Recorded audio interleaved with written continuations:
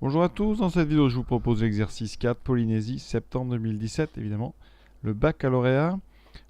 Exercice ici, partie A sur les suites. La partie B, vous verrez, c'est une petite étude de fonction. Donc là, on va se contenter de la partie A en détaillant vraiment tout pour bien que vous compreniez chaque étape. Alors, première étape pour vous, c'est de bien lire le texte, de regarder évidemment quels sont les indices, où commence la suite, etc. Tous les détails vraiment, parfois qu'on survole un petit peu et c'est dommage. Donc, on étudie un bénéfice, un chiffre d'affaires mensuel ici pour une année 2018 pour une entreprise et on va introduire une suite. CN, c'est le chiffre d'affaires en millions d'euros. Les unités, c'est très important. Voilà. Et pour le nème mois de l'année 2018, donc C1, c'est 35. Ça veut dire que C1, ça signifie quoi? Que le chiffre d'affaires est de 35 millions d'euros pour le premier mois de l'année, donc en janvier. C1, donc c'est janvier. Donc C2 c'est en février, C3 mars, etc. Et on vous dit quoi? Et là c'est très important, chaque mois, eh bien vous avez une diminution de 18%. Alors là on est vraiment en plein dans le cours sur les taux, et là c'est une diminution, donc à savoir absolument par cœur, une baisse de 18%, ça correspond à un coefficient multiplicateur de donc 1 moins 18 sur 100.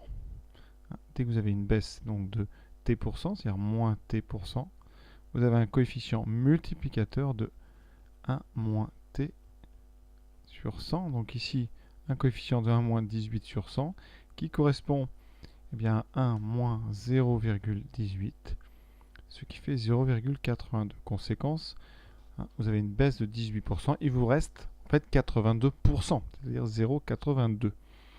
Donc, eh bien, on a déjà vu, c'est très important pour faire une baisse de 18%. Donc pour enlever 18%, on multiplie par 0,82. C'est-à-dire ce fameux coefficient 1 moins 18%. Donc 1 moins 18 sur 100. Et donc, on vous demande quoi? On vous demande le calcul de C3. Alors, en commençant par C2. Donc C2, ça va être égal à C1 que multiplie 0,82, c'est-à-dire 35 fois 0,82. Là, on va avoir besoin d'une calculatrice. Et une fois qu'on aura ce nombre, on calculera C3 en disant que C3, eh bien, c'est 18% de moins que C2, donc C2 fois 0,82. Donc, première étape, on prend la calculatrice et on va donner la valeur de 35 fois 0,82. À la calculatrice, vous voyez, on trouve 28,7. Donc, ça veut dire que, pour être très clair, le chiffre d'affaires en février, c'est 28,7 millions d'euros. C3, donc c'est C2 fois 0,82. Donc, exactement, ça donne 28,7 fois 0,82. Et vous voyez, ça donne 23,534. Et si on arrondit à un chiffre après virgule, vous aurez 23,5. Donc on a bien démontré ce qu'on voulait, c'est-à-dire qu'une valeur approchée de C3, c'est 23,5. Première question, tranquille, évidemment à condition de connaître ce fameux coefficient multiplicateur ici de 1 moins t sur 100. Vraiment très attention. Ici on a une baisse parce qu'on a le mot diminuer, donc c'est 1 moins 18 sur 100. Alors, chaque année, on enlève 18%. Donc, pour passer d'un terme de la suite CN donc au suivant, d'un terme au suivant, on enlève 18%. On enlève 18%. Ce qui correspond, et là vous écrivez ça vraiment, ce qui correspond à une multiplication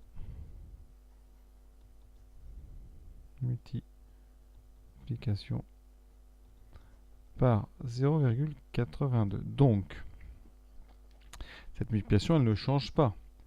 Chaque fois que vous calculez un terme, vous devez multiplier toujours par 0,82, qui est toujours le même nombre. On multiplie donc toujours par le même nombre. On multiplie toujours. C'est important que ce soit toujours le même nombre. Toujours par le même nombre. Et donc la suite Cn, on le sait, c'est un processus multiplicatif, donc Cn est une suite géométrique de raisons, eh bien c'est ce nombre par lequel on multiplie. Donc en général la lettre c'est Q, c'est le quotient de calculer un terme par son précédent. Et de premier terme, c'est important, vous allez voir là c'est vraiment capital, premier terme C1. Donc c'est une suite qui commence à C1 et non pas à C0. Donc ça aura son importance dans la question d'après. Donc suite géométrique de raison 0,82 de premier terme C1 qui vaut eh bien 35. Et maintenant, on vous demande de donner la valeur du chiffre d'affaires pour le mois de décembre. Alors, en janvier, c'est n égale 1. C'est le texte, donc février, n égale 2. Donc, conclusion, décembre, c'est le 12e mois de l'année, c'est n égale 12. Donc, on demande tout simplement C12. Donc on va devoir calculer C12. On sait que Cn c'est une suite géométrique. Je rappelle que Cn est géométrique de raison 0,82 et de premier terme C1. Donc, eh bien, si vous voulez, alors C12, qu'est-ce qu'il va falloir faire? On part de C1 et on va passer ensuite à C2, puis C3, puis C4. La question, c'est donc combien on va avoir de multiplication par 0,82. Donc vous en avez une pour arriver en février. Ensuite, donc février, c'est le deuxième mois. Une deuxième pour arriver en mars, c'est le troisième mois. Donc si vous voulez arriver en décembre, c'est-à-dire au 12e mois, vous aurez, regardez bien, de 2 jusqu'à 12, vous aurez 11 multiplications. C'est-à-dire que vous aurez C1 fois 0,82 puissance 11. Alors où est-ce que c'est marqué ça dans le cours? Mais normalement, vous avez appris le terme général d'une suite géométrique de raison 0,82, c'est que la suite Cn, normalement, c'est C0 fois 0,82 puissance n. Sauf qu'ici, hein, on ne part pas à C0, vous voyez, le premier terme, c'est C1. Donc il faut la deuxième formule. Si on part de C1, eh bien pour arriver à Cn, il y a une multiplication de moins que si on partait de C0. Donc vous n'aurez pas 0,82 puissance n, mais 0,82 puissance n-1. Donc c'est ça qui est un petit peu délicat quand on commence les suites au terme d'indice 1, parce qu'on a ici une puissance n-1. Et donc quand vous voudrez C12, eh bien vous voyez, vous aurez C12 qui vaut C1 que multiplié par 0,82 puissance 12 moins 1, donc puissance 11. Donc ça, cette puissance 11, vous voyez, on la retrouve avec la formule. Mais la formule des suites géométriques avec un premier terme C1 et non pas C0. Donc là, c'est piège, hein. Faites bien attention. Hein, mais j'espère que vous avez bien remarqué qu'en février, on n'a fait qu'une seule multiplication, alors qu'on est au deuxième mois. Donc au troisième mois, on n'aura fait que 2 multiplications, et ainsi de suite jusqu'au 12e, où vous n'aurez fait que 11 multiplications. Pour ceux qui n'arrivent vraiment pas à faire ceci, eh bien vous faites 35 fois 0,82, voilà. Vous validez une fois. Là, vous êtes en février. Vous revalidez une deuxième fois. Mars, vous rappuyez. Avril, mai, juin, juillet, août, septembre, octobre, novembre, décembre. Et vous notez. On trouve C12 à peu près égal à 3,95 millions d'euros. Ceux qui ont utilisé la formule, on va quand même vérifier. Hein, on va calculer donc C1, c'est-à-dire 35 fois 0,82 puissance 11. Vérifions 35 fois 0,82 puissance 11. Et on obtient bien la même chose. Donc les deux méthodes évidemment sont valables. Il y en a une, évidemment vous calculez tous les termes par la calculatrice. Pour l'autre méthode, eh bien, vous utilisez la formule. Donc vous avez le résultat qui s'affiche directement. Hein, c'est beaucoup plus pratique. Et donc c'est 3,95. Donc je répète, hein, attention vraiment. Si la suite commence en C1, la formule ici, vous avez une puissance n-1, un exposant n-1 pour le 0,82. Méfiance, c'est quand même assez piégeant. Donc parfois, il vaut mieux eh bien, faire mois par mois. Si vous avez moins de 12 mois, ça prendra quand même 2 heures. Et donc, on est sûr d'aller au bout. Et d'ailleurs, vous aurez remarqué que j'ai fait une petite erreur d'arrondi ici. C'est pas 95 ici, comme ça finit par 944, on arrondira à 94. Effectivement, hein, 3,900.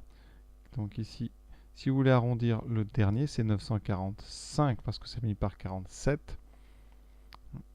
Et donc, eh bien ici, si on arrondit après, hein, là, il y a une petite ambiguïté. Mais, hein, vous devez regarder vraiment le chiffre 947. Et comme on est à 447, on est en dessous de 500, donc on arrondira à 94 au lieu de 95. Voilà, excusez-moi pour cette petite erreur de précipitation. Maintenant, on passe à la question, la dernière. Au cours de quel mois le chiffre d'affaires mensuel sera-t-il pour la première fois inférieur à 5 millions d'euros? C'est-à-dire qu'ici, on cherche le premier entier tel que, le premier entier n tel que Cn soit inférieur à 5. Donc on va recalculer. C1 c'est 35. Multiplié par 0,82, on trouve 28,7, ça c'est C2. Ensuite, on remultiplie par 0,82. C3, C4, C5, C6, C7, C8, C9, C10, C11. Hein, on a donc C10 qui est égal à 5,87 et C11 qui est 4,81. Conséquence, on passe en dessous de 5 millions pour C11. Donc pour n égale 11. Et qu'est-ce qu'on a dit? N égale 1, c'est janvier. Donc n égale 11, c'est le 11e mois, c'est donc novembre. Donc, c'est-à-dire que c'est au 1er novembre qu'en calculant, on s'aperçoit qu'on est au-dessus, donc en dessous de 5 millions. Donc c'est en novembre la réponse qu'il fallait donner. Cette quatrième question, c'est un algorithme. On vous donne un algorithme ici, il est incomplet. Il vous manque des pointillés ici. Et là, vous avez deux choses à remplir. Il faut qu'il réponde à la question 3, c'est-à-dire qu'il faut qu'il affiche un mois pour lequel on est en dessous de 5 pour la première fois. Donc on va regarder cet algorithme. Alors les variables, on a U réel et N entier. Alors déjà U, ça a l'air d'être une variable qui va permettre de stocker les valeurs de notre suite. Hein, la suite ici, c'est N. Et donc N, c'est un nombre entier. Au départ, U égale 35. Donc U35, ça veut dire que vous rentrez au départ C1. À l'intérieur, on va mettre deux colonnes, on va mettre U et N. Donc au début, dans U, on met C1. Et dans N, on met 1. Et on va calculer des choses tant que U est plus grand ou égal à 5. Donc au départ, U, donc c'est 35. On va donc calculer. Ce qu'on veut, nous, c'est le suivant de la suite, c'est-à-dire C2. Donc il faut qu'on puisse calculer C2. Alors pour passer de C1 à C2, eh bien c'est fois 0,82 à chaque fois. Donc si vous voulez C3, c'est pareil. Donc ici, première case facile à remplir. U prend la valeur U que multiplie 0,82. On utilise le processus multiplicatif de notre suite. Ça veut dire qu'elle va calculer, chaque boucle va calculer un terme de la suite Cn. Et à l'intérieur de chaque boucle, on va faire augmenter la valeur de 1 à chaque fois pour bien se rappeler et savoir quel terme on est en train de calculer. Parce que dans la case, il n'y a pas marqué le rang ici, il y a juste des valeurs. Cette boucle va s'arrêter quand tu vas passer strictement en dessous de 5. D'accord? Et donc, qu'est-ce qu'il va falloir afficher? Ici, il nous faut l'indice pour lequel on est passé en dessous de 5. Donc ici, on va calculer et on va se rendre compte, vous voyez, à un moment, on va arriver à C10 qui est 5,87. N sera affiché égal à 10. Le test, on aura bien U qui est plus grand que 5, donc on va refaire une boucle. Et là, on va calculer C11. C11, c'est 4,81. N va devenir 11, et là, U, cette fois-ci, est strictement plus petit que 5. Et donc, on ne re-rentre pas une nouvelle fois dans la boucle. On sort, et on va à la ligne sortie.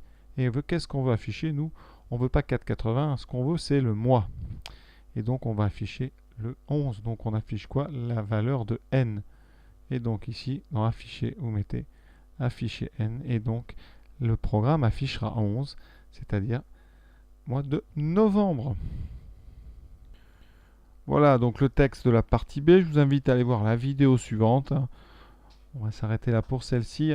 Regardez chaque partie dans une vidéo différente. Donc la partie B, vous voyez bien, c'est une étude de fonction. À bientôt.